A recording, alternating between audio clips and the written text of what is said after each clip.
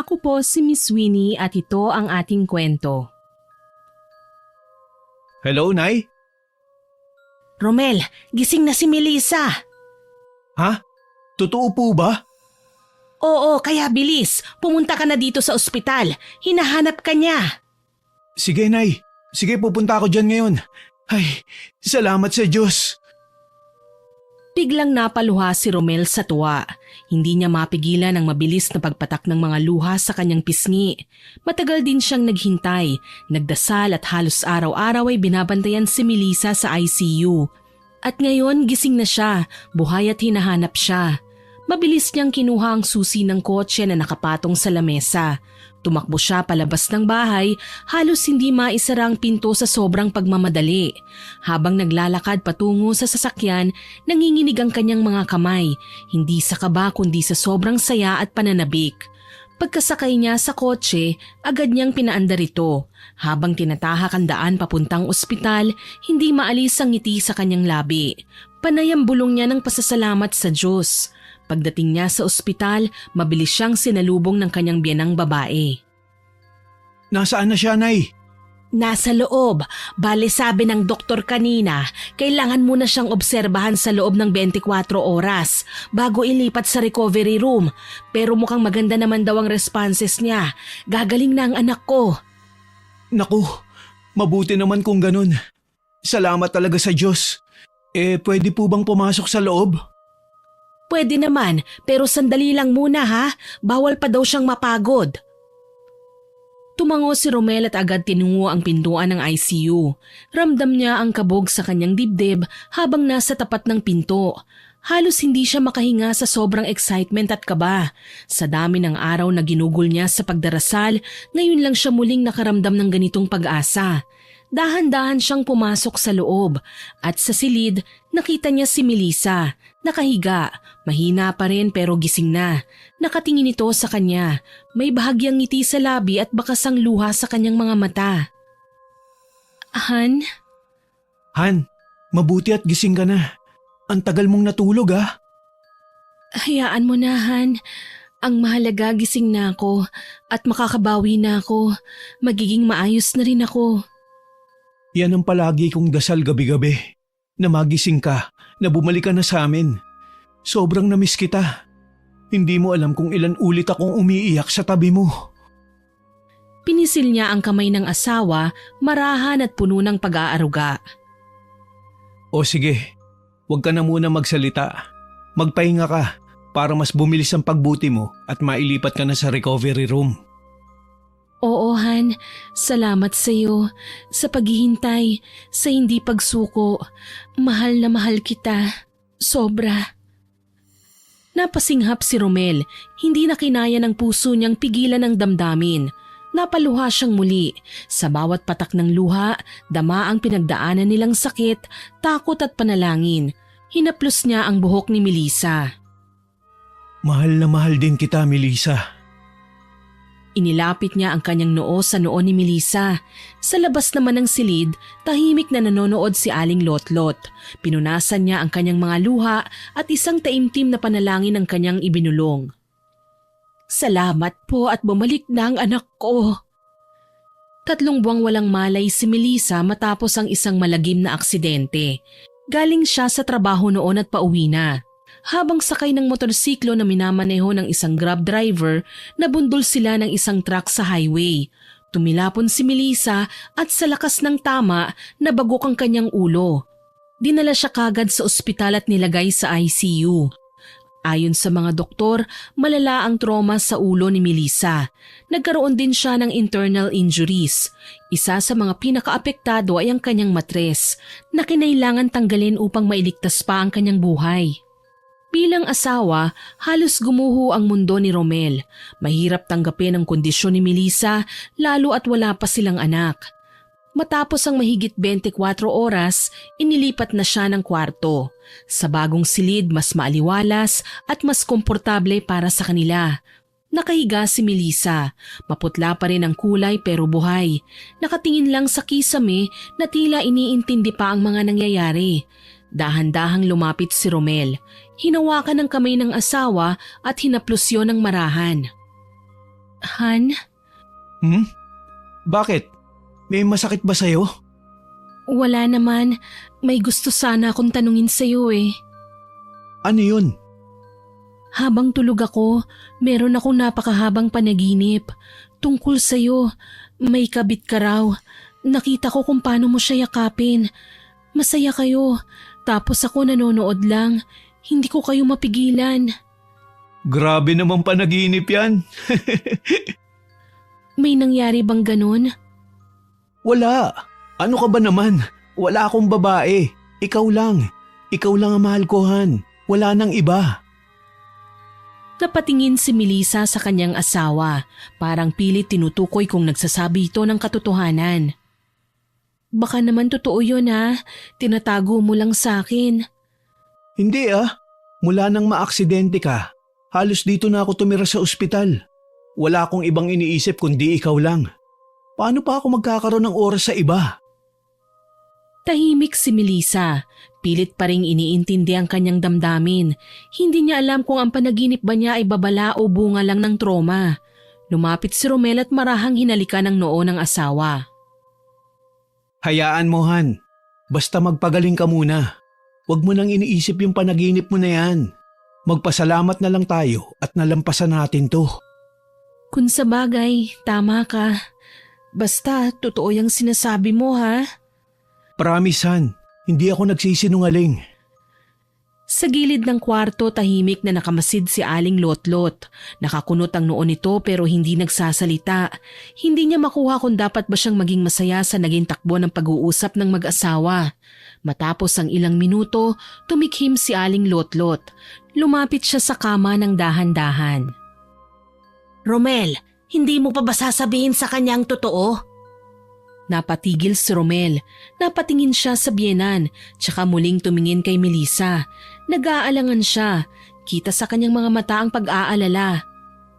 Kailangan na po ba talaga ngayon na? Tanungin mo ang sarili mo, anak.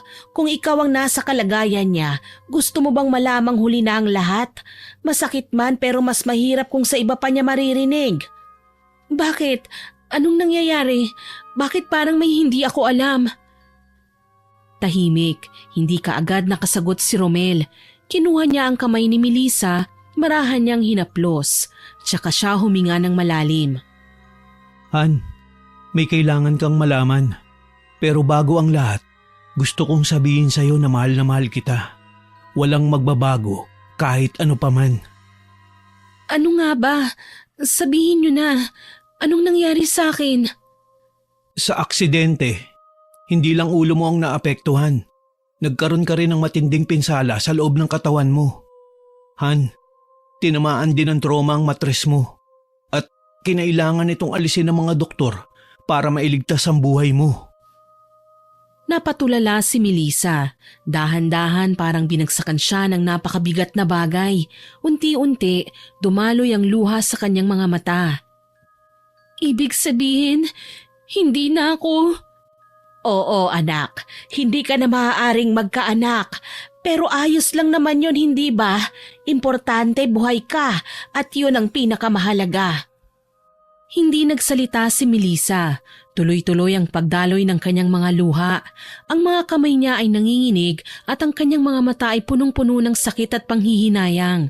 Matagal nilang pinlano ni Romel na bumuo ng pamilya, yung masaya at kumpleto. Ibig sabihin, hindi ko na mararanasan yun. Hindi ko na maririnig na may tatawag sa akin ng mama. Yumuko si Romel, halos hindi makatingin sa asawa, pero pinilit niyang ipakita ang tibay. Melissa, pakinggan mo ko. Matres mo lang ang nawala pero hindi ang pangarap natin. Basta magtiwala lang tayo sa Diyos, matutupad ang lahat ng yun. Matutupad? Ano yun, himala? Mabubuntis ako kahit wala ng bahay bata. Nagpapatawa ka ba, Romel? Hindi ako nagpapatawa, Melissa. Alam kong hindi na pwede, hindi sa katawan mo. Pero baka sa ibang paraan. Wala ka bang naaalala? Naaalalang alin? Ano bang sinasabi mo? Wala. Wala naman. Ang sinasabi ko hindi naman nagtatapos ang pagiging mag-asawa natin sa di pagkakaroon ng anak. Pero pangarap kong mabuntis.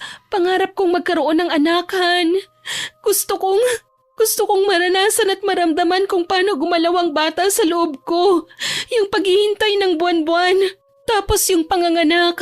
Lahat yun hindi ko na mararanasan pa. Pero bago ka maaksidente, may naging problema naman talaga sa matres mo, di ba? Di ba tinanggap na natin to noon? Wala ka ba talagang naaalala? Tama na, Romel. Huwag mo nang ungkatin yan sa akin. Natigilan si Romel. Agad niyang napansin na namumutla na ang mukha ng kanyang asawa. Tahimik na rin ito. Palipat-lipat ang tingin sa kanya at kay Aling Lotlot. Maya-maya ay napahawak ito sa kanyang ulo. Okay ka lang? Romel, sumasakit ang ulo ko. Nay, dito ka lang. Tatawag ako ng doktor. Mabilis na kumilos si Romel. Ilang sandali pa ay dumating na ang doktor at isang nurse. Sinimulan nilang suriin si Melissa. Sinabi ng doktor na may posibilidad na epekto pa rin ito ng pagkakagising niya mula sa matagal na koma. Binigyan siya ng gamot para sa sakit ng ulo at sinabing kailangan maobserbahan pa at kapag lumala, kailangang muling magsagawa ng CT scan. Makaraan ng ilang minuto matapos ininjek ang gamot, naging maayos na ang pakiramdam ni Melissa. Medyo maluwag na ang pakiramdam ng lahat. Han, gusto mo bang matulog muna? Oo, gusto ko munang ipikit ang mga mata ko. Pagod na pagod ang pakiramdam ko. Sige, tulog ka na muna. Nandito lang ako. Babantayan kita. Sa mga sumunod na araw, naging maayos na ang kalagayan ni Melissa. Kahit pa naging mabigat para sa kanya ang balitang hindi na siya pwedeng magdalang tao, pinilit niyang tanggapin ang katotohanan. Mabilis ang kanyang naging recovery. Ilang araw lang ay nakalabas na din at nakauwi sa kanilang bahay. Iniwasan na muna niya ang ilang negativity. Pinilit na gawing maayos ang lahat at maging masaya sa kung ano man ang meron sa kanilang mag-asawa.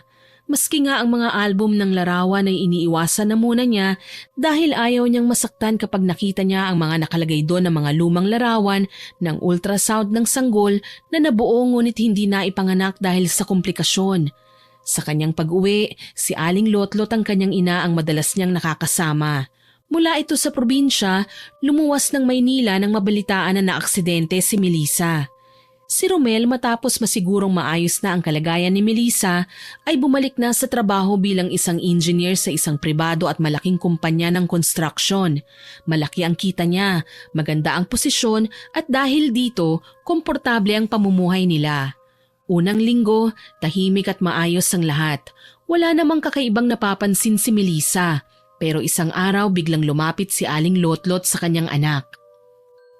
Anak, may napansin lang ako ha. Nung isang gabi, parang may babaeng tumawag kay Romel. Dinig ko sa tono ng boses nila, parang malapit sila sa isa't isa. Ano naman po ang ibig niyong sabihin, Inay? Hindi kaya may kabit ang asawa mo? Inay, wala ho. Loyal sa akin ang asawa ko. Iwag niyo ho siyang pag-isipan ng ganyan. Kung may tatawag man sa kanya, sigurado na kasamahan lang niya yun sa trabaho. Kasamahan sa trabaho? Pero ang sabi, sige, padala ako bukas. Ingat ka palagi ha. Kasamahan ba yun? Napatitig si Melissa sa kanyang ina. Parang may biglang sumundot sa dibdib niya. Pero pinilit niyang pinakalma ang kanyang sarili. Baka may tinutulungan lang siyang kamag-anak. Nang hindi mo alam? Aba, kung totoo man yan na may tinutulungan siya, dapat pinaalam niya sa'yo. Ang pera niya, pera mo rin. Hindi pwede yung ganun nagagastos siya nang hindi mo nalalaman. Hayaan niyo na po. Wala namang problema sa akin yun eh. Sobra-sobrang biyaya ng Diyos sa amin. Ayos lang naman sa akin na mag-share lalo na't sa kamag-anak naman. Yun ay kung talagang kamag-anak nga. Pero hindi eh. Paano ako maniniwalang kamag-anak bakit parang palihim kung makipag-usap siya sa telepono? Hindi mo ba yun napapansin? Madalas siya sa sulok kapag may tumatawag. At ayun, sobrang mahinang-mahina pa ang boses. Naku, sinasabi ko sa'yo anak, yung ganong kilos may tinatago sa'yo yon. Hindi na sumagot si Melissa. Umiling na lang siya at tahimik na pumasok sa kwarto. Pero habang nakahiga siya, pilit bumabalik pa rin sa isip niya ang mga narinig ng kanyang ina. Ayaw niyang maniwala kagad. Si Romel ay hindi naman ganun. Si Romel ay isang mabuting asawa. Sa loob ng halos 10 taon nilang pagsasama, ni minsan hindi siya pinabayaan nito. Sa 2 beses na nag-aaway sila, si Romel pa ang unang umiyak. Siya rin ang unang nagbuhat ng mga gamit nila sa ospital, siya ang nagtiyagang magluto, mag-alaga at magpalakas ng loob ni Melissa. Sa bawat sakit si Romel ang kasama niya. Ilang sandali pa may humintong sasakyan sa harapan nila. Sumilip siya sa bintana at nakitang dumating na si Romel. Bumaba ito ng sasakyan at may bitbit na bag. Napangiti si Melissa. Mabilis niyang inayos ang sarili, nagpunas ng muka at inayos ang kanyang buhok. Umupo siya sa gilid ng kama at naghintay. Ngunit ilang minuto na ang nakalipas ay hindi pa rin ito umaakyat. Nagtaka siya. Maya-maya may narinig siyang mga yabag. Napatayo siya. Inaasahang si Romel yun.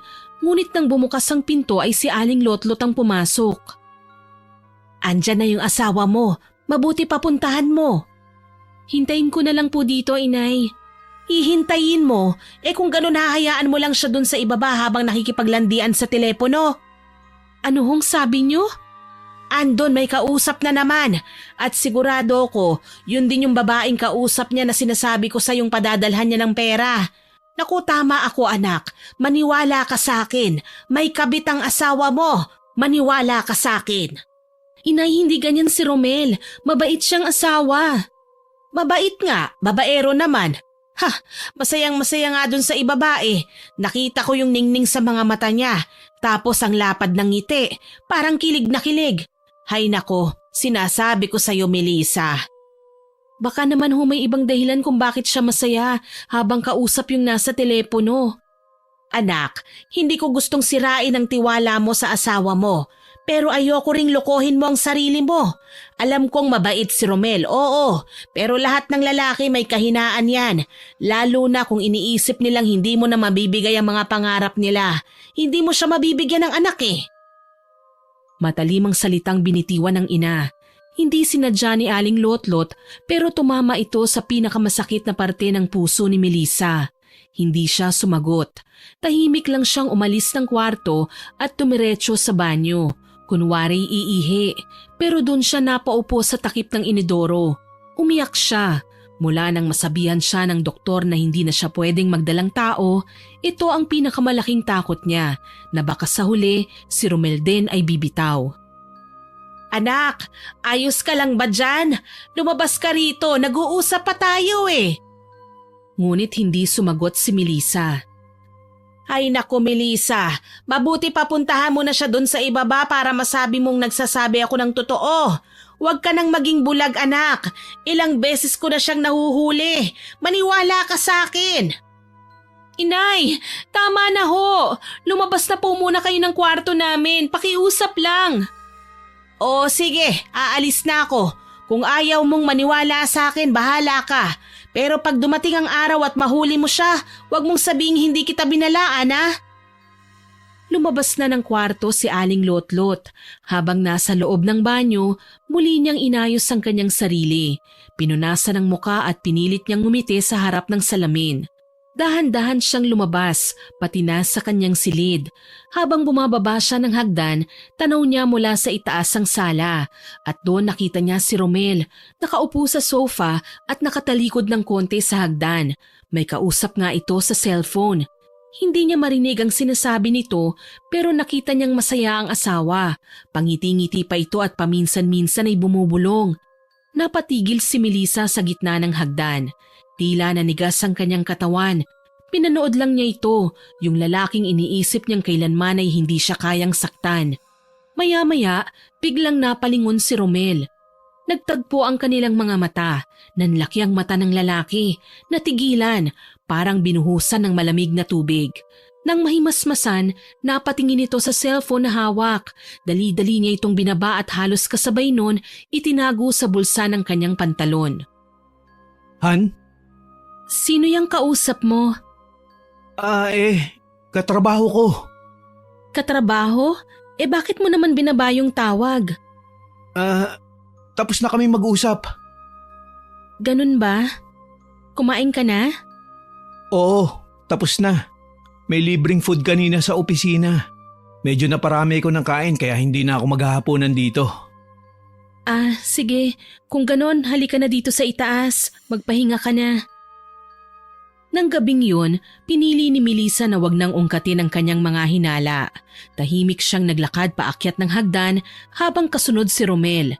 Sa kabila ng kanyang pagtataka at pagdududa, wala siyang binanggit pa sa asawa.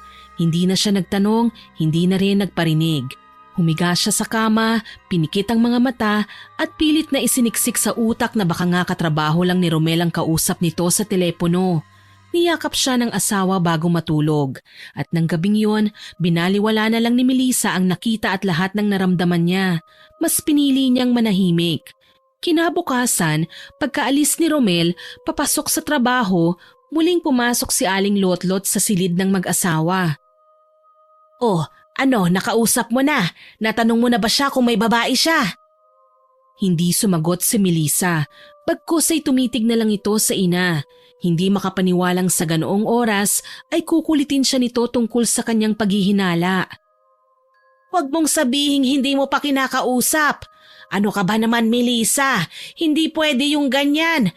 Ay nako, sinasabi ko sa'yo maaagawan ka. Ikaw ang kawawa nito kapag nagtagal." "Inay, tama na. Hindi naman tayo pwedeng mag-assume ng basta-basta eh. Mahal po ako ni Romel. Hindi ako nagdududa sa kanya." "Hindi ka nagdududa? Melissa naman, ilang beses ko na siyang nahuli. Ay nako, imulat mo nga yung mga mata mo. Huwag kang magbulag-bulagan. Ano, hahayaan mo na lang na lokohin ka ng ganon?" "Inay, please. Ayokong pag-isipan ng masama ang asawa ko. Kung may katotohanan man ang binibintang niyo sa kanya, hihintayin ko na siya mismo ang umamin sa akin."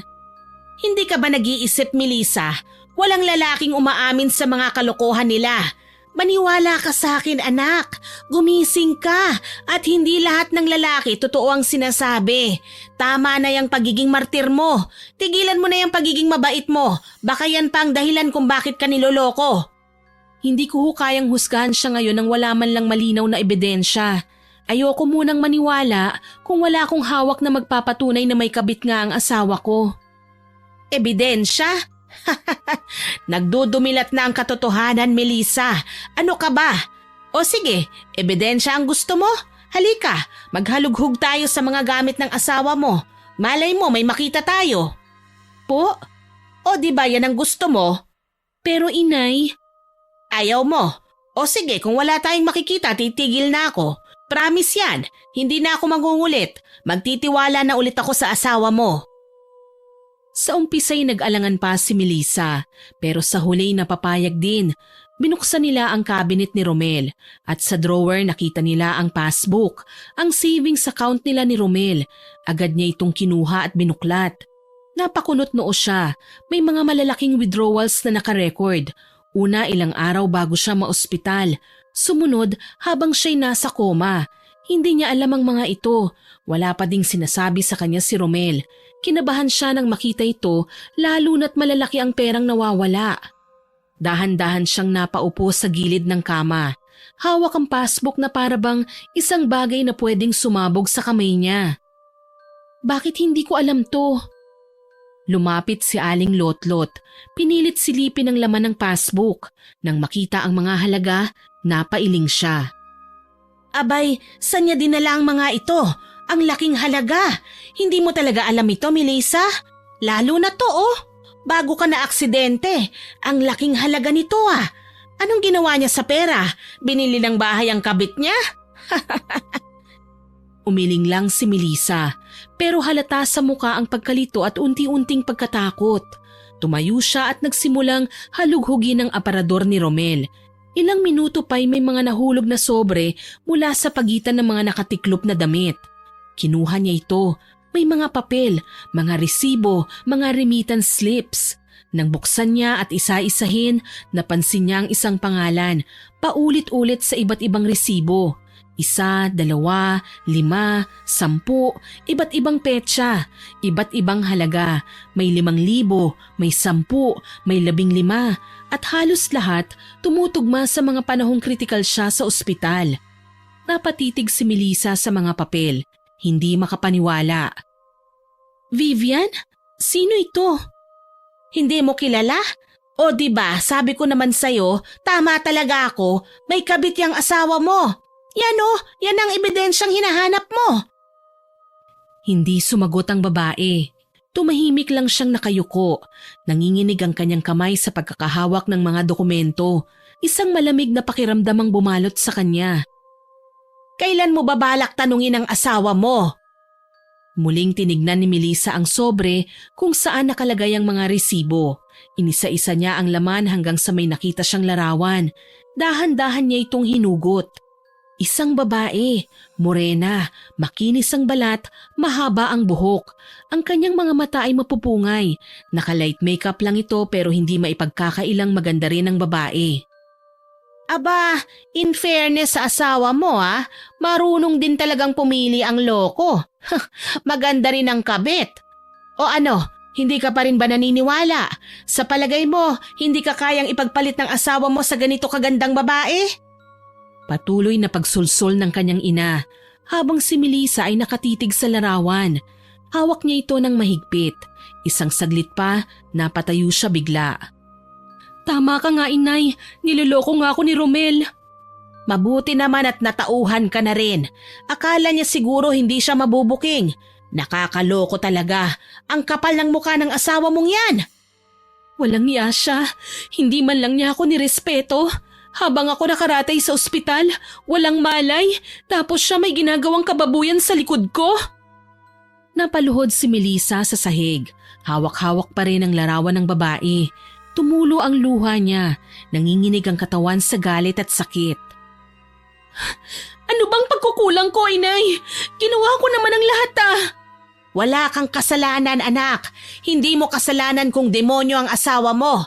Alam mo, matagal ko nang nararamdaman na masama talagang ugali ni Romel. Sa totoo lang, ay nako, nakakagigil. Ang sakit, inay. Ang sakit-sakit. Umupo si Aling Lotlot sa tabi niya. Hinaplos ang likod ng anak niya at niyakap. Sige, iiyak mo lang yan. Masakit talaga ang maloko ng asawa. Pero dapat mo ring ipagpasalamat yan kasi nalaman mo. Sinasabi ko sa'yo, ang mga lalaki, pare-pareho lang naman loloko ang mga yan. Lahat sila mga walang kwenta, katulad ng tatay mo. Napatingin si Melissa sa kanyang ina. Mas lalo pang nadagdagan ng sakit na nararamdaman niya nang maalala ang mga sandali na inabandon na sila ng tatay niya at sumama sa kabit nito. Ano na ngayon ang balak mo? Hindi ako mananahimik, inay. Hindi na. Oras na para malaman ni Romel na hindi niya ako kayang tapakan ng ganun-ganun lang. Napahawak si Melissa sa dibdib niya. Ramdam niya ang bigat ng emosyon, ang init ng ulo niya, unti-unting umakyat hanggang sa pinakatuktok. Hindi na siya takot sa katotohanan, galit na siya at handa na siyang harapin si Romel. Tinignan niyang muli ang larawan, kahit masakit pinagmasdan niyang mabuti ang babae. Ilang sandali pa, nagpa siya siyang punitin nito pero may napansin na nakasulat sa likod. May address. Nanlaki ang mga mata ni Melissa. Aba, at may address pa talaga Ang tapang din naman ng asawa mo, ano? Yung mga ebidensya niya parang hindi takot na makita mo Nakalagay pa talaga dyan ang mga detalye tungkol dyan sa babae. Bakit ganun? May hindi ako maintindihan dito. Ako may hinala ako kung bakit. Inilagay yan ng asawa mo dyan para madali mong makita. Baka nga bala ka na talagang iwan ng asawa mo. Hinihintay lang niyang makita mo ang mga yan para ikaw na mismo ang kumalas. Ano pong ibig niyong sabihin, inay? Na sinadya niya ito? Na gusto niyang makipaghiwalay? Ano pa nga ba, anak? Isipin mo, bakit hindi niya itinago ng maayos? Bakit nasa cabinet yung dalawa pa ang mga resibo, ang litrato, pati address ng babae? Kung totoong nagtatago siya, di sana tinapon o dinala na niya yan sa trabaho, hindi ba? Gusto niya akong saktan. Gusto niyang malaman ko ang lahat. Pero hindi niya masabi ng direkta. Kaya niya ito iniwan para ako na ang magdesisyon. Tama! Pinadali niya ang trabaho niya. Ayaw niyang marumihan ang pangalan niya kaya ikaw mismo ang tinulak niya na kumalas. Para kapag tinanong siya ng ibang tao, pwede niyang sabihing si Melissa ang umalis at hindi ako. Ito ba talagang gusto niya? Pero bakit? Tinatanong pa ba yan? Alam mo naman 'di ba kung ano ang kulang, kung ano ang hindi mo kayang ibigay? Yun marahil ang dahilan, Melissa, kasi hindi mo siya mabibigyan ng anak.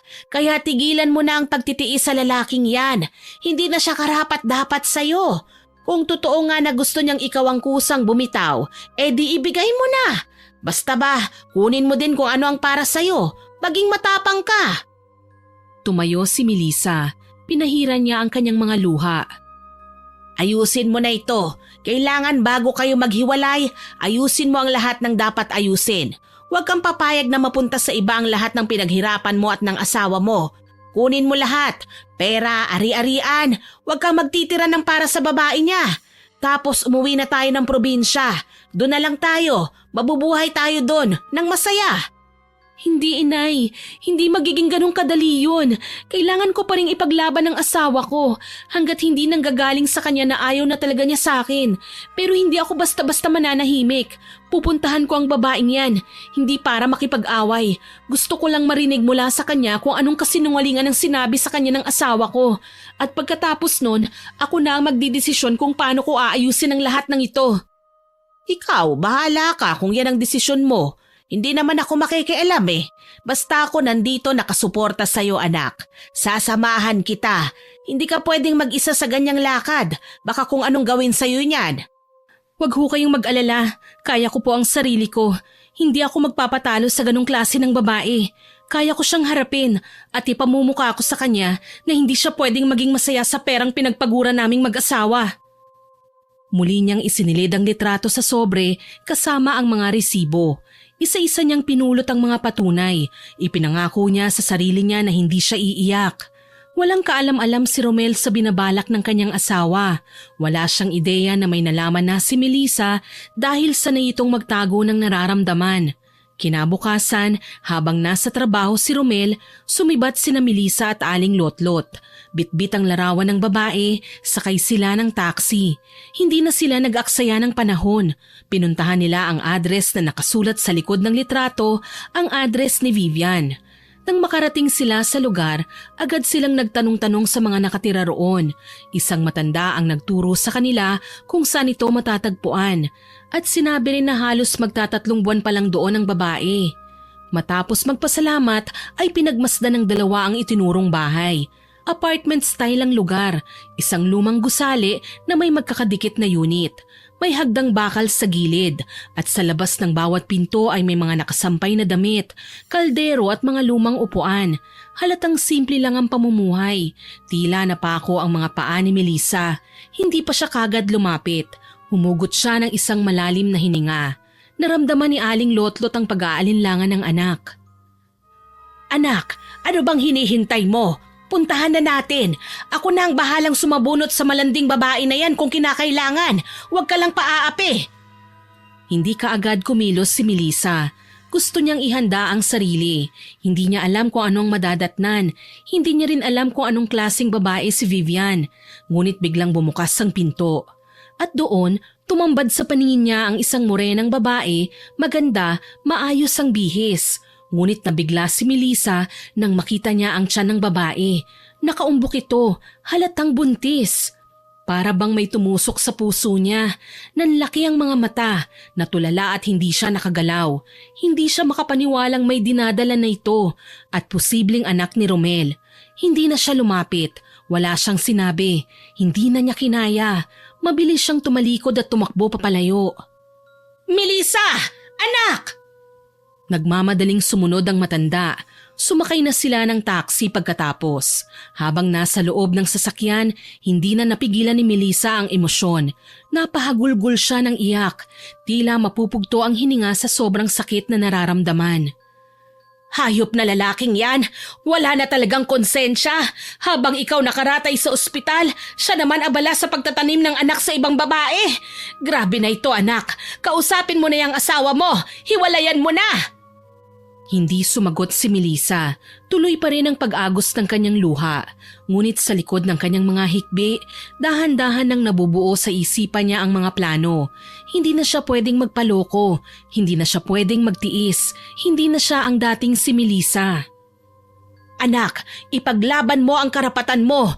Ipakulong mo yung asawa mo. Pwede yan ha? Pwede mo siyang kasuhan. Concubinage yan. Pati yung babae, kasuhan mo rin. Mabubulok silang dalawa sa kulungan. Tama po kayo. Hindi ko to palalampasin. Kukunin ko ang para sa akin. Lahat ng pinaghirapan namin. Lahat ng dapat para sa akin. Hindi ako aalis ng luhaan. Gusto nila ng gera? Sige, bibigyan ko sila. Yan ang sinasabi ko. Huwag kang paaapi. Yung perang kinita nyo, may share ka dyan. Yung bahay nyo, yung kotse, yung savings. Lahat yan may karapatan ka. Huwag mo siyang palayain hanggat hindi mo nakukuha ang dapat sa'yo. Kakausapin ko siya mamaya. Gusto kong makita kung paano siya magsinungaling pa kapag alam niyang hawak ko na ang lahat ng katotohanan. At pagkatapos nun, tapos na. Mabuti pa nga, baka akala niya hindi mo kaya. Pero kilala kita, Melissa. Hindi kita pinalaki para lokohin at ipagpalit lang ng basta-basta. Tumango si Melissa. Ramdam niya ang bigat ng desisyon, pero buo na ang loob niya. Hindi na siya ang dating tahimik na asawa. Ngayon alam na niya ang lahat. Lalaban na siya. Hindi para ipaglaban si Romel, kundi para ipaglaban ang sarili niya. Haharapin niya si Romel, hindi na bilang isang martir na asawa, kundi bilang isang babae na babawi para sa hustisya. Hindi ako aalis ng talunan. Tahimik ang bahay ng gabing yon. Pero ang dibdib ni Melissa parang may rumaragasang bagyo dahil sa kinikimkim na emosyon. Hawak niya ang sobre ng mga ebidensya, mga patunay ng panlolokong matagal nang itinatago sa kanya. Tinignan niya itong mabuti, hindi para magdusa, kundi para ipaalala sa sarili kung bakit niya kailangan maging matapang. Nang marinig ang paghinto ng sasakyan sa harap ng bahay nila, humigpit ang hawak niya sa sobre. Bumukas ang pinto at pumasok si Romel na may bitbit na pasalubong. Nakangiti pa itong lumapit kay Melissa. Han, heto oh. May dala akong pasalubong para sa'yo. Paborito mo. Ngunit hindi pa man niya naiaabot ang dalang pagkain, isang malakas na sampal na ang dumapo sa kanyang pisngi. Nawalan siya ng balanse, napaatras at gulat na napatingin kay Melissa. Melissa? Anong problema mo? Bakit mo ako sinampal? Tigilan mo na yung drama mo! Alam ko na ang lahat, Romel! Huwag mo na akong lokohin pa! Ano? Anong alam mo? Hindi ko alam kung anong sinasabi mo. Huwag mo na akong paikutin. Alam kong may babae ka. Alam ko na. At hindi lang yun, may anak na kayo. Nakita ko siya. At nakita ko ang tiyan ng babae. Buntis siya. Ang kapal ng mukha mo. Hindi makatingin ng diretsyo si Romel. Namumutla na ito. Nagkakamot ng batok parang hindi alam kung saan magsisimula. Melissa, wala akong anak sa iba. Wala akong babae. Hindi ko alam kung saan mo nakuha yung kwento na yan. Huwag ka nang magsinungaling, Romel. Nakita ko ang mga resibo sa envelope. Nakita ko ang mga withdrawal sa bangko habang ako'y nasa ospital. Walang iya ka. Nagawa mo pang gumastos habang nakaratay ako. Oo, totoo may mga withdrawals ako pero… Pero ano? Anong ipapalusot mo, ha? Hindi ko pa pwedeng sabihin sa'yo, Melissa, kung bakit. Pero maniwala ka sa akin. Wala akong ginagawang masama. Hindi kita niloloko. Wala kang ginagawang masama. Buntis ang babae, Romel. Huwag mo akong gawing tanga. Tama na. Hindi ko gagawin sa'yo yun. Mahal kita, Melissa. Sinungaling! Sinungaling ka! Bakit mo ako niloko? Bakit mo ginawa sa akin to? Ano ha? Malungkot ka ba na nabuhay pa ako? Malungkot ka ba na ngayon magiging komplikado pa ang relasyon nyo? Natahimik si Romel. Kita sa mga mata nito ang gulat, pero pilit na pinakakalma ang sarili. Melissa, hindi ko alam kung bakit mo ako ginigisa ng ganito. Hindi ko siya kilala. Malay ko ba kung kaninong anak ang dinadala niya? Lahat na lang ididinay mo, kahit huling-huli ka na. Wala kang awa. Alam mong nasa ospital ako, nag-aagaw buhay tapos ikaw nakikipaglandian sa iba? Sino ba nagsabi sa'yo niyan? Hindi totoo ang kwento na yan. Kung may problema tayo, pag-usapan natin to ng mabuti. Ayusin natin, Melissa. Maraming gustong sabihin si Romel pero bago pa siya ulit makapagsalita, natigilan siya. Mula sa likod ni Melissa, sumulpot si Aling Lotlot. Galit na galit ang mukha nito, nakapamewang at matalim ang tingin. Mas lalong tumaas ang tensyon sa bahay nila. Abay, ang kapal din ng mukha mo, Romel. Nagtatapang-tapangan ka pa dyan, ha? Lahat ng ebidensya hawak na namin. Mga resibo, larawan, address ng babae. Tapos ngayon nagmamaang-maangan ka pa. Nay, huwag kayong makialam. Problema namin mag-asawa to. Huwag akong makialam. At bakit hindi? Niloko mo ang anak ko habang nasa bingit ng kamatayan. Dapat sa'yo pinapahiya. O baka gusto mong makatikim din ng sampal galing sa akin. Umatras si Romel, napatingin sa asawa. Si Melissa naman ay halos mapuno ng luha ang mga mata, pero nananatiling matatag. Mabuti pa umalis ka na muna. Ngayon din, ayokong makita yung pagmumukha mo. Melissa, pag-usapan natin to. Hindi mo pwedeng basta-basta lang ako palayasin. Mag-asawa tayo. Hindi mo na ako asawa. Hindi asawan tawag sa taong pinipili ang iba. Hindi asawan tawag sa taong ginagastos ang pera naming mag-asawa para sa kalandian niya. Saan naman ako pupunta? Dalhin mo sa kabit mo. Diba dun ka naman masaya? O sige, aalis ako kung yan ang gusto nyo. Pero sana kapag lumamig na yung mga ulo ninyo, tawagan mo ako, Melissa. Mag-uusap tayo. Sasabihin ko lahat sa'yo. Aaminin ko ang dapat na aminin. Talaga? Aba, ayos ka din ah. Nangihingi ka pa talaga ng time para ano? Para mapag-isipan mo ng mabuti kung paano ka makakalusot? Wala akong dapat na lusutan. Ang nangyayari ngayon, may basbas mo yun. Hindi ko lang kagustuhan. Pero hindi ko pa yung pwedeng sabihin dahil baka lalo tayo magkaproblema. Kailangan kong ayusin muna ang lahat. Wala akong ginagawang masama. Habang nag-iimpake ng gamit si Romel, tahimik lang si Melissa. Tumutulo ang luha niya pero hindi siya humahagulgol. Nang makalabas si Romel, huminga siya ng malalim. Lumapit si Aling Lotlot at niyakap siya. Hayaan mo na yon. Ang dapat mong isipin ngayon ay kung paano mo makukuha ang lahat. Oho, inay. Humanda sila. Hindi ko sila aatrasan. Ipamumukha ko sa kanila na hindi ako ang talunan. Siya ang nawalan, hindi ako. Ilang araw ang lumipas mula nang umalis si Romel, hindi na ulit sila nagkita. Ilang beses mang tumawag ang asawa niya, hindi niya sinasagot. Tiniis talaga niya si Romel. Isang gabi habang nagkakape siya mag-isa, biglang naisip niyang alamin kung ano ang nangyayari sa asawa niya. Hindi siya nakatiis. Kailangan niyang malaman. Kailangan niyang makita kung ano ba talaga ang ginagawa ng asawa niya. Kaya't kinaumagahan, nagsimula na siyang kumilos. Una, tinawagan niya ang dati niyang kaibigang si Joy na receptionist sa dating opisina ni Romel.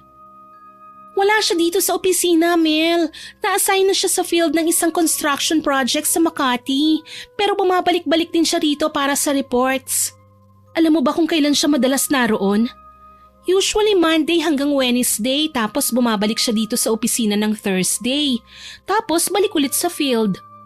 Salamat, Joy, ha? Teka, may nangyayari ba? Bakit mo tinatanong kung nasa ng asawa mo? Wala naman. Pero Joy, wag mo sanang sasabihin sa kanya na nagtatanong ako sa'yo tungkol sa kanya, ha? O sige, okay lang. Hindi naman kami masyadong close ni Sir eh. O basta kung may gusto kang malaman, tawagan mo lang ako, ha? Sige, thank you talaga. Kinabukasan, nagpunta siya ng Makati. Nagtago sa loob ng isang sasakyang kanyang nirentahan pansamantala. Doon niya inantay si Romel at gaya ng sabi ni Joy, naroon nga ito, namumuno, nagsusukat, nakikipag-usap sa mga foreman. Tutok na tutok sa trabaho, ni hindi makita ni Melissa na may bahay dito ng lungkot o pagsisisi. Parang wala itong ginawang mali. Nagbantay pa siya. Pagsapit ng tanghali, bigla itong umalis. Sumakay ng kotse. Mabilis ang kilos ni Melissa. Sumunod siya gamit ang nirentahang sasakyan. Bawat liko, bawat kanto, tiniyak niyang hindi siya mapapansin. Hanggang sa huminto si Romel sa isang ospital. Bumaba ito, may hinihintay. Ilang saglit pa, dumating si Vivian.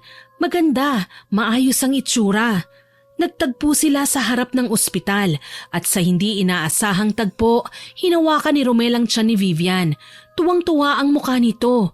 Napakuyom ang kanyang palad at napamura dahil sa inis. Halos manigas din ang katawan niya dahil sa sakit. Pinipigilan niyang humikbi. Hindi ako iiyak. Hindi ngayon. Pumasok ang dalawa sa loob. Naghintay pa siya ng konti. May idea na siya kung saan pupunta ang dalawa, pero hindi siya sigurado. Sinundan niya ang dalawa. Gustong alamin kung sino ang OB-GYN ng babae. Ngunit nang malaman niya ang totoo, uminit kagad ang kanyang ulo. Nalaman niyang si Doktora Reyes ang doktor ng babae. Siya yung doktora ko noon ah. Bakit dito? Nag-abang pa siya. Nagtago na lumabas na ang dalawa. Nang wala na ang dalawa, pumasok siya sa opisina ni Doktora. Doktora Reyes? Melissa, kumusta ka na? Matagal na tayong hindi nagkita. Maupo ka. Dok, hindi na ako magpapaligoy-ligoy pa. Alam kong kilala mo ako at kilala mo rin ang asawa ko, hindi ba?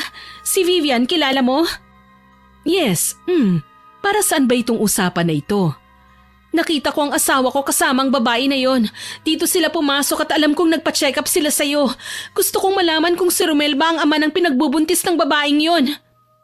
Mrs., bilang doktor may tungkulin akong pinangangalagaan ang privacy ng mga pasyente ko. Hindi ko maaaring, hindi ako nagpunta dito para makichismis o makiusyoso lang. Gusto ko lang ng kumpirmasyon. Alam ko na ang lahat, doktora. Mrs., huminahon ka. Wala ako sa lugar para makialam sa problema niyong mag-asawa. Pag-usapan niyo na lang po itong dalawa. Kausapin mo ang asawa mo. Makinig ka sa kanya. Hindi na kailangan. Wala naman na akong balak na makipagbalikan pa sa kanya. Pero may gusto kong ipakiusap sa inyo. Makikiusap ka? Gusto ko pong patayin niyo ang sanggol na dinadala ni Vivian. Natigilan ng doktora sa narinig. Napatitig siya sa mukha ni Melissa. Nakita niyang seryoso ito, ni hindi kumukurap ang mga mata nang sabihin ng mga katagang yun. Alam mo bang krimen ang pinagagawa mo sa akin? Alam ko. Bakit tatanggihan niyo ako? Madali lang naman ang pinagagawa ko sa inyo eh. Patayin niyo ang sanggol, ang bunga ng kataksilan ng asawa ko. Wala yang karapatang mabuhay. Hindi ko maaaring gawin yan. Magkano po ba? Sabihin niyo, babayaran ko kayo kahit magkano. Mrs., hindi ho ako aborsyonista. Isa akong doktor. At kahit pa personal ko kayong kilala ng asawa mo, hindi ko pwedeng sirain ang panata ko bilang isang doktor. Ang trabaho ko magligtas ng buhay, hindi ang pumatay. Hindi niyo kasi naiintindihan kung anong nararamdaman ko ngayon, doktora. Ang sakit-sakit. Niloko ko ng asawa ko. Naiintindihan ko kung ano yung nararamdaman mo at kung ano yung pinagdadaanan mo. Pero Melissa, mabuti pa, magpatingin ka ulit sa doktor. Magpagaling ka muna ng husto para malinawan ang isip mo. Tapos tsaka mo kausapin ang asawa mo. Magkakaayos kayong dalawa. Sinasabi niyo bang may sakit ako? Bakit ko kailangan magpatingin sa doktor? May alam ba kayong hindi ko nalalaman? Uulitin ko, kayong dalawa ng asawa mo ang mag-usap. Sige na, marami pa akong haharapin. Alam nyo, sana hindi mangyari sa inyo ito. Sana hindi kalokohin ng asawa mo para hindi mo maramdaman kung anong nararamdaman ko. Ma'am, maaaring hindi ko nga alam kung anong nararamdaman mo. Pero alam ko ang tama sa mali at hindi ko pipiliing magkamali at magpadala sa emosyon ko. Kapag napatunayan kong sangkot ka dito at may kinalaman ka sa panloloko at pagkonsinti sa asawa ko, humanda ka, maski ikaw pagbabayarin ko. Tahimik na lumabas si Melissa. Mabilis ang kanyang lakad, matapang ang kanyang muka. Pagsakay ng sasakyan, humarurot at dumiretso sa tinutuluyang bahay ng babae. Ilang minuto lang nasa harap na siya sa pintuan ng apartment. Agad siyang kumatok at tinawag ang pangalan ni Vivian. Lumapit ang isang babae sa kanya at sinabing wala si Vivian. Umalis na ito at ilang araw na raw nakalipat. Sinundo ng isang lalaking nakakotse. Tinanong niya kung alam ng babae kung saan ito nakatira. Agad naman siyang sinagot. Ang walang ya, doon niya dinala si Vivian? Humanda ang babaeng yon. Humanda siya sa akin. Halos mapatid ang hininga ni Melissa sa loob ng sasakyan dahil sa kasisigaw. Alam niya ang lugar kung saan dinala ni Romel ang babae niya. Natatandaan niyang binili niya ang property na yon, wala pang 1 taon. Pero hindi nga lang niya matandaan kung para saan. Naramdaman niyang sumakit ang ulo niya. Doon niya napagtanto na may mga bagay na hindi na niya matandaan. May mga bagay na nawawala ng paliwanag. Pero dahil sa galit, hindi niya yun masyadong inintindi. Umuwi siya sa bahay nila at sandaling nagbihis. Napansin kaagad ni Aling Lotlot ang mukha ng kanyang anak. Lumapit ito kagad sa kanyang anak. "Oh, bakit ganyan ang mukha mo? Imbiyernang imbierna ka. Parang Biyernes Santo yung mukha mo. Ano bang nangyari?" "Inay, galing ako dun sa bahay nung babae. Pero wala na siya dun. Lumipat na raw ng Bulacan. Sinundo ng lalaking nakakotse." "Ang ibig mo bang sabihin, posibleng nagsama na silang dalawa? Ibinahay na niya ang kabit niya?" Tumango si Melissa. Nailing sa galit si Aling Lotlot. "Ba't ang kapal talaga ng mukha ng dalawang yon? Wala na talagang hiya. Dapat sa mga yan mabigyan ng leksyon. Kailangan mong gumante, anak. Gaganti tayo. Tutulungan kita. Pagbabayarin natin sila ng mahal sa ginawa nila sa'yo." Tahimik si Melissa, nakatingin sa sahig, nanginginig ang labi. Ramdam ng kanyang ina ang galit at imbis na awatin lalo pang pinalala. Sa araw ding yon hindi na nag-aksaya ng oras ang mag-ina. Sumakay kagad sila ng sasakyan ni Melissa. Tahimik lang ang biyahe pero bakas sa mukha ni Melissa ang matinding galit at lungkot. Si Aling Lotlot naman hindi mapakali sa kinauupuan niya. Panay ang buntong hininga, panay ang sulyap sa anak. Nang makarating sila sa Bulacan, huminto sila sa tapat ng isang maliit ngunit maayos na townhouse. Bago pa ang bahay, malinis ang pintura, may ilang paso sa labas, may kurtinang puti sa bintana. Nasa driveway ang isang pamilyar na kotse. "Ay nako, ayun o, kotse ng asawa mo. Ang kakapal talaga ng muka, mga walang ya. Akala nila siguro hindi sila mahahanap. Mabuti alam mo itong lugar na ito, anak." "Bahay po namin ito." "Bahay nyo? Bahay nyo ito? Ang lakas naman ng loob ng asawa mo na dalhin ang kalandian niya sa mismong pamamahay nyo. Abay wala na talagang takot itong si Romel. Halika, bumaba ka ng sasakyan. Susugurin natin sila. Hindi pwede yung ganito." "Sandali lang po, inay." Tumahimik na ulit si Melissa. Tinitigan lang nito ang bahay, ang kotse ng asawa at ang mga detalye sa paligid. Pinakiramdaman niya ang sarili. Buong katawan niya nanginginig pero pinipigilan niya ang galit. "Ano? Ganito lang? Wala tayong gagawin? Naku, mapapatay ko yung walang yang asawa mo!" "Sandali lang ho. Maghintay tayo sandali." Nanatili sila sa loob ng sasakyan. Nakahinto sila sa di kalayuan kung saan tanaw pa rin niya ang labas ng bahay nila. Maya-maya bumukas ang pinto. Lumabas si Romel, nakapolo, maayos na maayos, parang walang pinagdaanang problema sa buhay. Sumunod si Vivian. Nakadaster lang ito pero makikita sa muka ang saya. Nakangiti siya habang sinusundan ng lalaki. Nakita pa nilang kumaway si Romel bago sumakay ng sasakyan. Pagkaalis ni Romel, hindi na nag-aksaya pa ng oras si Melissa. Inabante niya ang sasakyan at itinigil mismo sa tapat ng bahay. Walang sabi-sabing bumaba siya, kasunod niya si Aling Lotlot na tila hindi rin mapigilan ng sarili. Paglapit sa bahay, pinigilan ni Melissa ang babae sa tuluyang pagsasara ng pinto. Nagulat si Vivian. Tinignan niya mula ulo hanggang paa si Melissa. Parang natulala sa biglang pagdating ng mga bisita. "Anong ginagawa mo dito? Kilala mo ko?" Hindi siya makasagot pero kita sa mukha niya ang kaba at takot. "Tinatanong kita, anong ginagawa mo dito sa bahay ko? Bahay namin to ni Romel." "Ha? Anong sinasabi mo? Anong bahay mo? Hindi ba?" "Tumahimik ka! Ano't para kang umaarting inosente dyan? Babae ka ng asawa ko, hindi ba? Tapos ngayon ibinabahay ka na niya. Dito pa sa mismong bahay namin. Anong klaseng babae ka?" "Sandali lang, hindi ko maintindihan. Wala akong..." "Abat sasagot ka pa? Ang kapal ng mukha mo. Akala mo ba matatakasan mo ang kasalanan mong ito? Haliparot ka!" Sandali lang po. Huwag niyo naman po akong pagsalitaan ng ganyan. Wala akong kasalanan." Hindi na nakatiis si Aling Lotlot. Bigla niyang hinablot ang buhok ni Vivian. Napasigaw ang babae. Pilit na nagpupumiglas.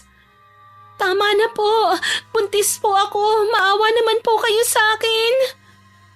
Pero tila naging bingi si Aling Lotlot.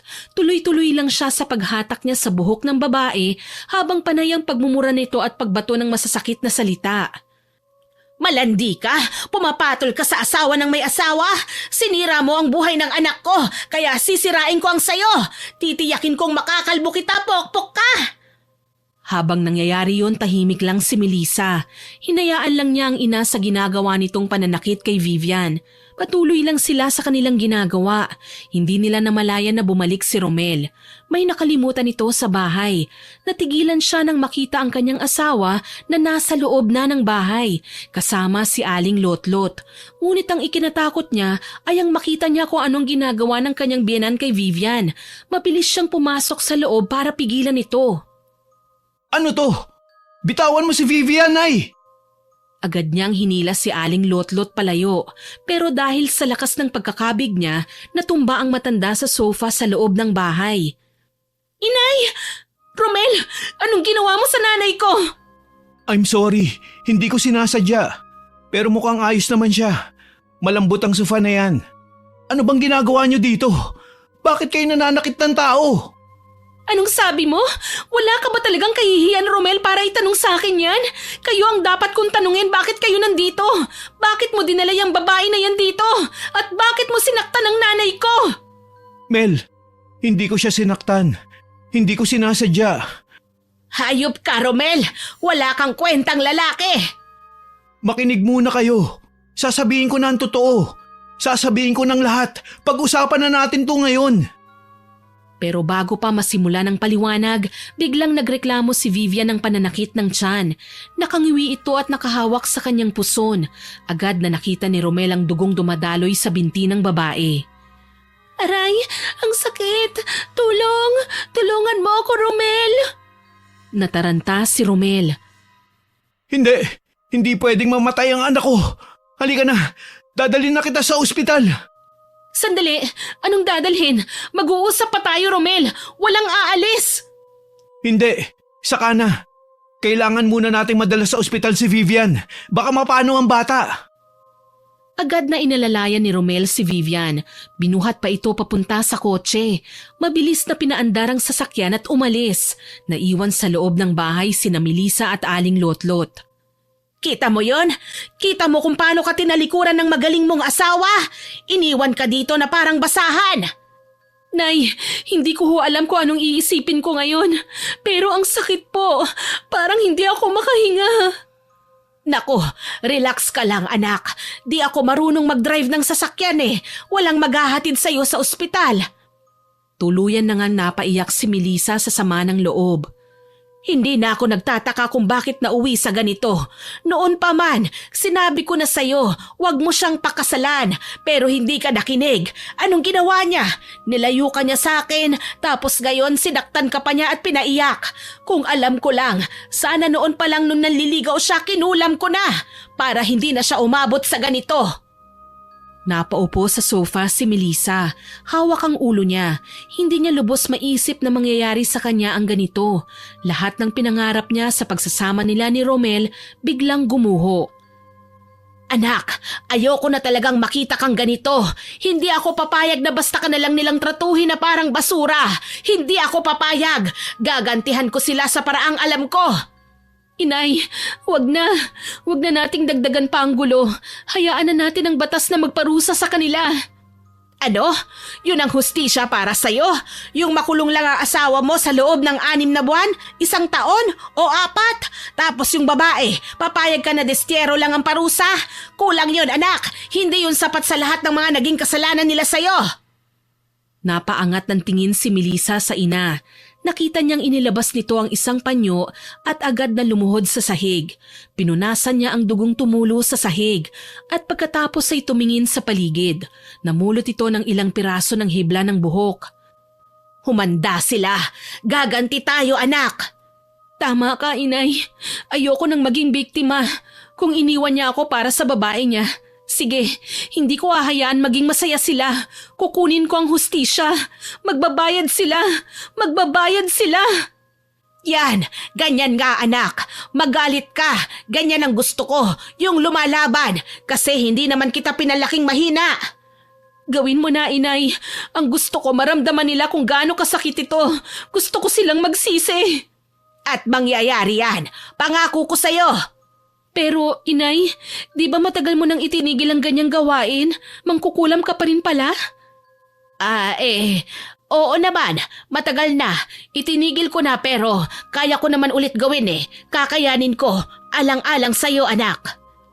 Itiniklop na ng ginang ang panyo at nanguha ng supot sa kusina. Doon niya ito isinilid kasama ang ilang piraso ng hibla ng buhok. Uuwi tayo ng probinsya. Doon natin gagawin ito. Naroon ang mga gamit ko. Hindi na sumagot pa si Melissa. Tahimik lang siyang nakatingin sa ina habang abala ito sa paglalagay ng mga gamit sa supot. Nang matapos ay bumalik na sila sa bahay sa Maynila at nag-impake ng kanilang mga gamit. Halo-halo ang nararamdaman niya ng mga oras na yon.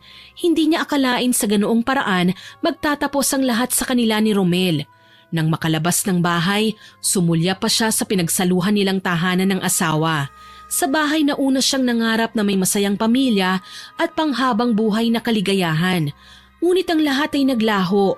Walang natupad. Ang lahat ng pagsisikap nila natapos lang sa isang iglap dahil sa pagtataksil. Pagdating nila sa terminal, mahigpit ang hawak ni Aling Lotlot sa kanyang bag at ang kamay naman ni Melissa inaakay ang kanyang ina para itong batang pinoprotektahan ng kanyang ina. Pagkarating nila sa probinsya, agad na sumalubong kay Melissa ang malamig na simoy ng hangin. Mag-aalas 6 na ng hapon pero tila mas maagang dumilim sa lugar na yon. Paglapit nila sa lumang bahay ni Aling Lotlot, halos mapatigil siya sa kanyang kinatatayuan. Ang bahay nila ay tila mas luma na mula pa nung huli niya itong nakita. Gawa lang ito sa kahoy, may mga bahagi na kupas na pintura at may lumang bintanang nakakandado ng alambre. Ang bubong ay kalawangin na. Pagpasok nila, naamoy kagad ni Melissa ang amoy ng lumang insenso.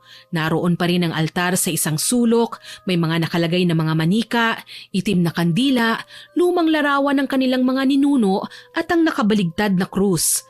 Sa gabing yon, matapos silang makapagpahinga ng konti, sinimulan na ni Aling Lotlot ang ritual. Nakaupo lang si Melissa sa isang gilid ng silid habang pinanonood ang ina. Nakasuot na ito ng itim na duster, nakapulupot ang pulang panyo sa ulo at may hawak na baston na kahoy. Nagsindi ito ng 3 kandila sa harap ng altar, isang puti, isang pula at itim. Pagkatapos, sinimulan na nito ang dasal. Hindi naman maintindihan ni Melissa ang sinasambit ng kanyang ina. Hindi man niya nauunawaan ito, ramdam naman niya ang unti-unting paggapang ng kilabot sa kanyang katawan. Maya-maya pa, inilabas na ni Aling Lotlot ang supot kung saan nakalagay ang mga hibla ng buhok at panyo na may bahid ng dugo. Pagkatapos, inilagay niya ito sa isang maliit na palayok at sinunog. Habang tinutupok ng apoy ang panyo at buhok, biglang tumunog ang cellphone ni Melissa. Tumatawag si Romel. Hindi niya ito sinagot. Sa halip pinatay lamang niya ang tunog. Tumawag pa ulit ang lalaki, paulit-ulit, pero hindi pa rin niya sinagot. Hindi kita bibigyan ng pagkakataong makapagsinungaling pa ulit sa akin. Romel, tapos na tayo. Maniningil na ako sa mga kasalanan mo. Sa huli, pinatay na niya ang telepono. Kasabay nito tapos na ang ritual. Nakatulog na ang mag-ina pagkatapos. Samantala sa lumang bahay na yon, doon tumira ang mag-ina sa loob ng halos 5 buwan. Sa panahong yon, natutunan na muli ni Melissa ang katahimikan, malayo sa maingay na lungsod at sa magulong relasyong iniwan niya. Hanggang isang hapon, habang naglilikpit si Aling Lotlot ng mga tuyong dahon at bote ng langis, siya na mismo ang nagbanggit. Gusto mo na bang bumalik ng Maynila? Bakit pa, inay? Para makita natin kung gumana nga sa kanilang orasyon. Tamang-tama, manganganak na yung kabit. Napatingin si Melissa sa ina. Maya-maya ay tumango siya. May bahagi sa puso niya na gusto ngang malaman kung naging epektibo ang kulam nila. Makalipas ang 2 araw, bumalik na nga sa Maynila ang mag-ina. Pagdating sa bahay, medyo maalikabok na ang paligid. Halatang matagal nang walang tao. Agad silang naglinis ni Aling Lotlot habang si Melissa ay pasulyap-sulyap sa paligid. Maraming alaala ang bumalik. Ayos ka lang. Oo naman, inay. Ayos na ayos ho ako. Medyo nanibago lang ako ulit. Kinabukasan ng umaga, habang naglilinis ulit si Melissa, may narinig siyang mahinang katok sa pinto. Pagtingin niya sa labas, nandoon si Romel. Hindi agad nakakilos ang babae. Nagulat siya. Hindi niya inaasahan na muli pa silang magkikita. Melissa, mag-usap tayo. Please, papasukin mo ako. Binuksan niya ang pinto at walang alinlangan na pinapasok ang lalaki. Kumusta ka? Mabuti. Bakit hindi mo sinasagot ang mga tawag ko? Importante ang mga sasabihin ko eh. Saka alam mo ba, halos araw-araw ako nandito. Inaabangan kung babalik ka. O ngayon nandito na ako, ano pang sasabihin mo? Ano pang kailangan mo sa akin? Han, sumama ka sa akin. Han? Anong Han? Ang kapal naman ng mukha mong tawagin pa ako ng ganyan. Nakakadiri ka. Makinig ka sa akin. Wala akong kasalanan at kaya kong patunayan sa'yo yan. Hindi ako nagtaksil sa'yo. Nako, sinungaling! Nay, wag na muna kayo makisali. Kailangan ko pong linawin sa asawa ko ang lahat ng nangyari at kaya kong patunayan yun sa'yo, Melissa. Sumama ka sa akin. Kahit ito lang, pagbigyan mo ko. Nagkatinginan ng mag-ina. Matapos ang ilang sandali, tumango si Melissa. Sumama siya kay Romel. Iniwan nila si Aling Lotlot maski nagpupumilit ito na sumama. Sa ospital siya dinala ng asawa.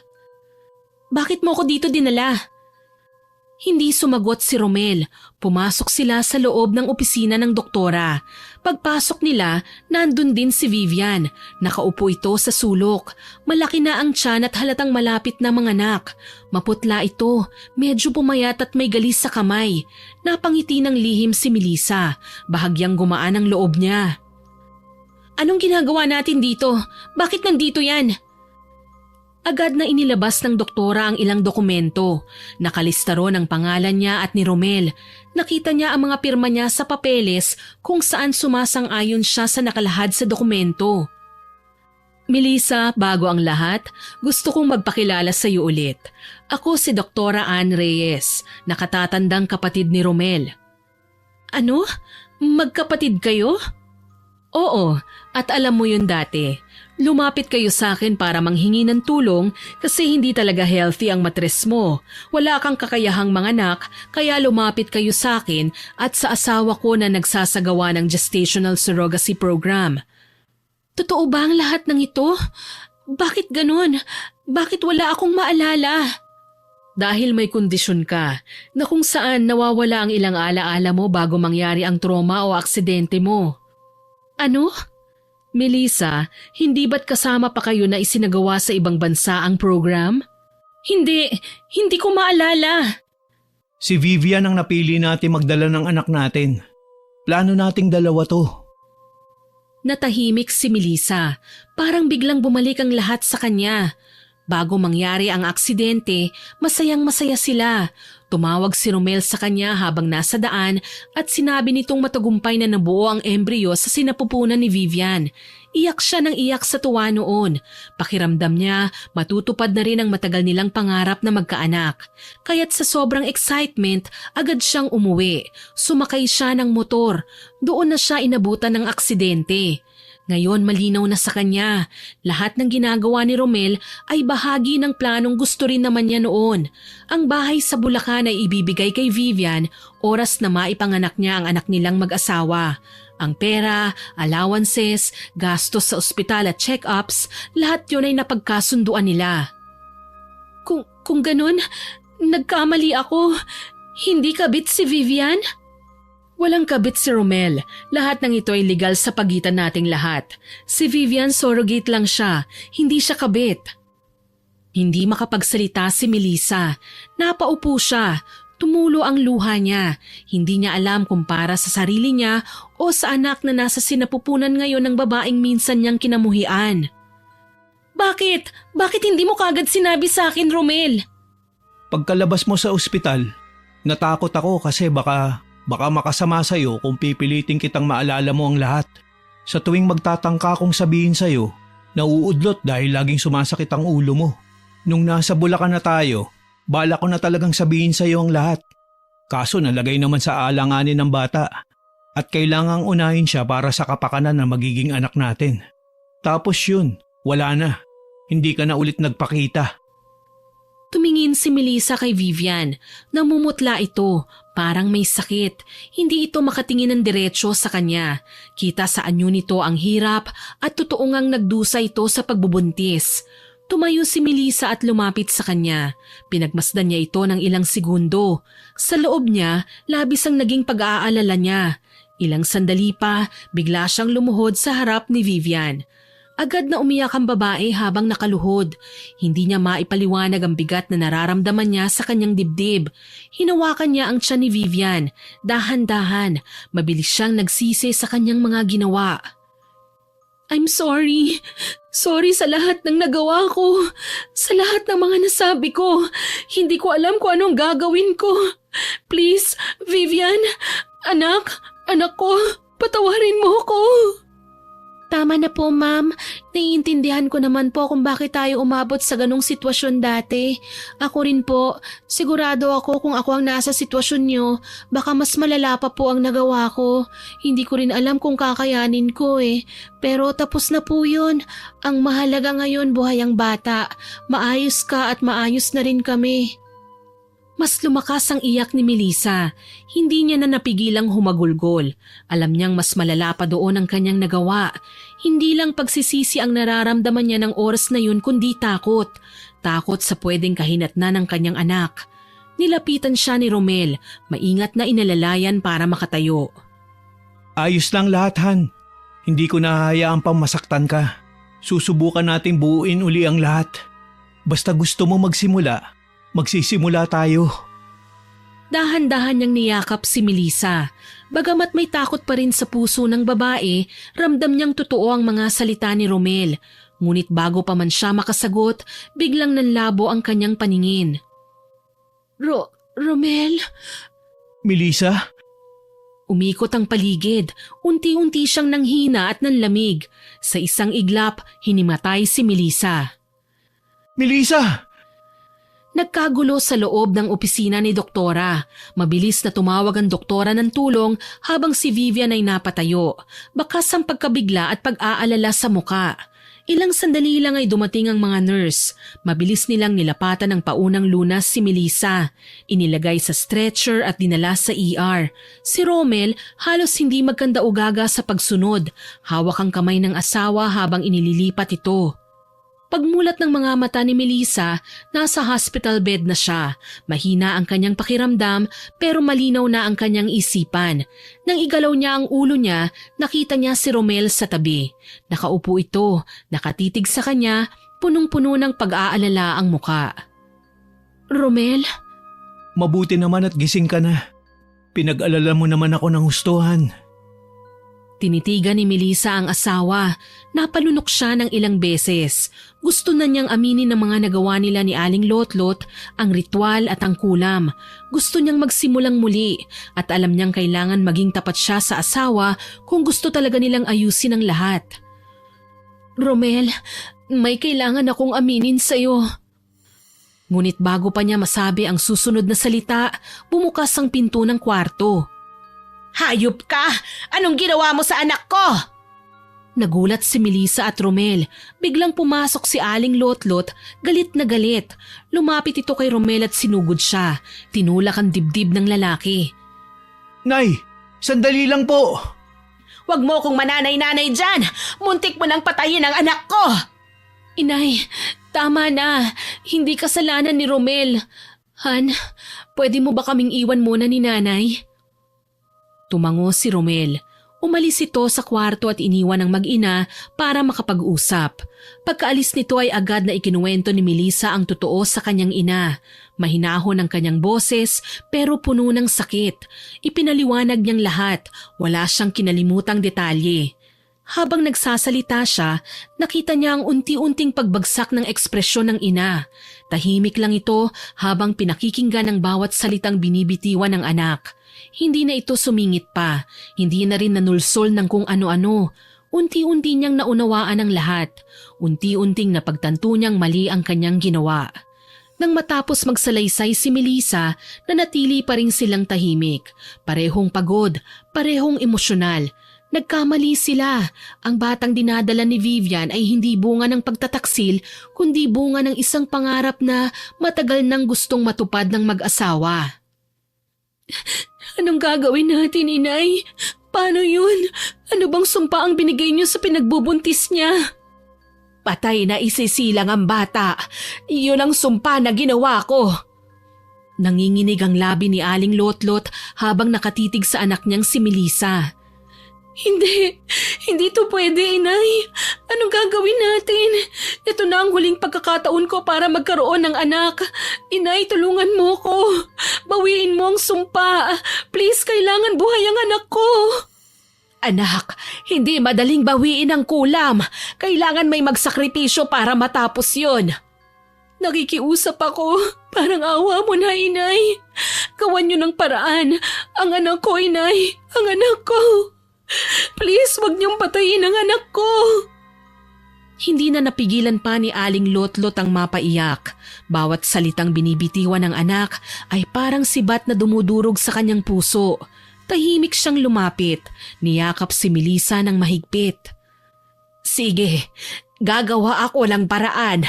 Gagawin ko ito, anak, dahil mahal na mahal kita. Kahit ano pang mangyari, sana palagi mong tatandaan na mahal kita. Ngayon alam ko na, nagkamali ako.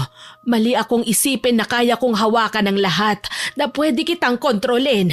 Mali akong mangarap na lagi tayong magkasama hanggang dulo. Nakalimutan kong may sarili ka palang buhay. Patawarin mo ko, anak, sa lahat ng nagawa ko sa'yo. Pagkasabi noon ay lumabas na ang matanda. Hindi na lumingon pa at hindi na ulit nagpakita pa. Makalipas ang ilang araw, naging maayos na ang pakiramdam ni Melissa. Pagka-uwi nila, agad niyang hinanap ang ina.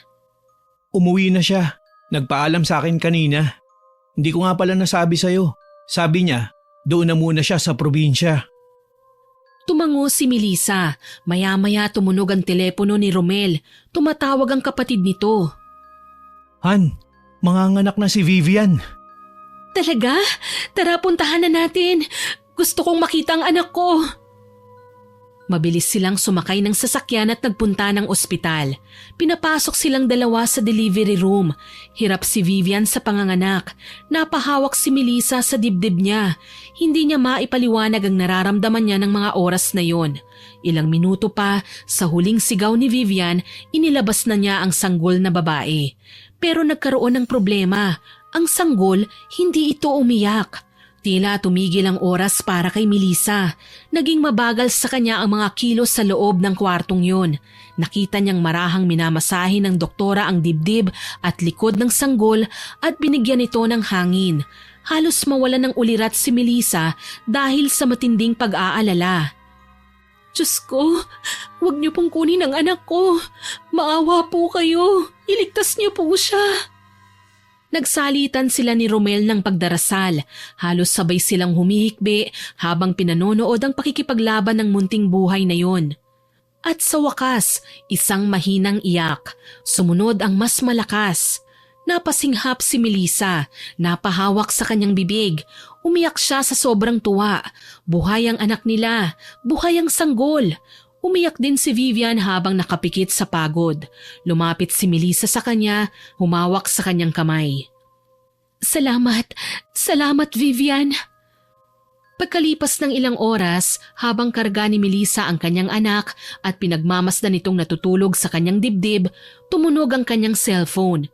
Hindi niya inaasahan ang sasabihin ng nasa kabilang linya. Kausap niya ang kanyang pinsan sa telepono. Ibinalita nitong patay na ang kanyang ina. Natagpuan daw itong walang buhay sa luma nilang bahay, ilang oras pa lang ang nakakaraan. Parang nawala ulit ang lakas ni Melissa. Nang makita ito ni Romel, agad niyang kinuha ang sanggol at ibinalik sa higaan. Anong nangyari? Patay na si nanay. Natahimik silang pareho. Kapwa malungkot sa di inaasahang pangyayari. Sa oras na yon, napagtanto ni Melissa na sa mismong oras ng kanyang pinakamasayang araw, sakto ding dumating ang pinakamalungkot na balita. Masakit para sa kanya yon, pero alam niyang kagustuhan yon ng kanyang ina. Alam niyang isinakripisyo nito ang sarili alang-alang sa kanya at sa magiging anak niya. Sa araw ding yon, umuwi sila ng probinsya. Diretso sila sa bahay ng kanyang ina. Inihanda ang maayos at marangal na lamay at libing. Pagbalik nila sa Maynila, unti-unti nilang inayos ang kanilang mga buhay. Si Vivian, bagamat hindi naging parte ng araw-araw nilang pamilya, ay hindi rin nila iniwan sa ere. Ibinigay nila ang lahat ng para sa kanya. At ang bata, pinangalanan nilang Lottie. Isinunod nila ito sa pangalan ng kanyang ina. Samantala, si Melissa ay parati pa ring nakukonsensya sa kanyang mga nagawang pagkakamali. Madalas siyang lumuhod at manalangin sa gabi. Ilang ulit na humihingi ng tawad sa Diyos. Inilapit niya ang puso niya, ang kanyang mga kasalanan, ang kanyang kahinaan at ang kanyang pagsisisi. Nangako siya sa Panginoon na palalakihin niya si Lottie na may takot, may mabuting puso at hindi niya pababayaang maging masama. Alam niyang hindi niya kayang baguhin ang nakaraan, pero kaya niyang itama ang kanyang kinabukasan bilang isang ina.